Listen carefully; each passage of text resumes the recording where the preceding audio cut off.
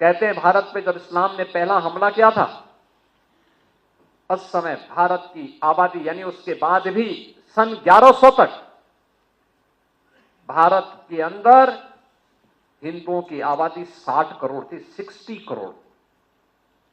और 1947 में जब ये देश आजाद हुआ, उस समय हिंदुओं की आबादी रह गई थी मात्र 30 करोड़। आप मुझे बताइए, इन 800-900 वर्षों में हमारी आबादी बढ़नी चाहिए थी कि कम होनी चाहिए थी? कम हुई।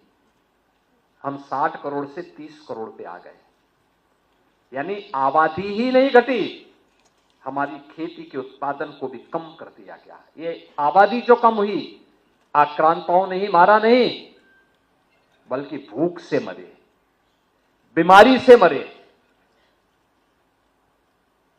तमाम अन्य प्रकार की यातनाओं से मरे। विदेशी दास्ता ऐसे ही होती है। इस देश पे वही किया गया, इस देश पर अत्याचार किया गया, उसका शोषण किया गया। और जिस भारत में 300 वर्ष पहले आधी से कम आबादी खेती पर निर्भर करती थी, आधी से अधिक आबादी उद्योग धंधों में लिप्त थी, बड़े उद्योग नहीं, यहां पे कल कारखाने थे, लघु सीमांत और लघु और कुटीर उद्योगों का एक जाल फैला हुआ था। ये भारत की ताकत बनती थी। भारत को उत्पादक देश के रूप में, प्रोडक्शन के रूप में भारत का बेहतरीन उत्पादन दुनिया के मार्केट में छाता था। दुनिया का व्यापारी यहां आता था, यहां से लेके जाता था, यहां से व्यापारियों का काफला अपना सामान पहुंचाता था। क्या नहीं था भारत के पास? सब कुछ तो था।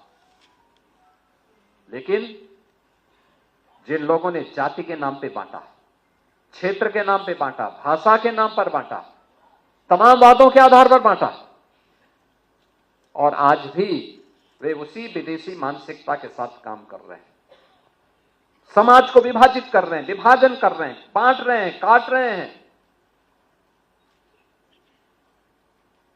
वे लोग इस स्वदेशी अभियान में भी तमाम प्रकार की उंगलियां उठाएंगे।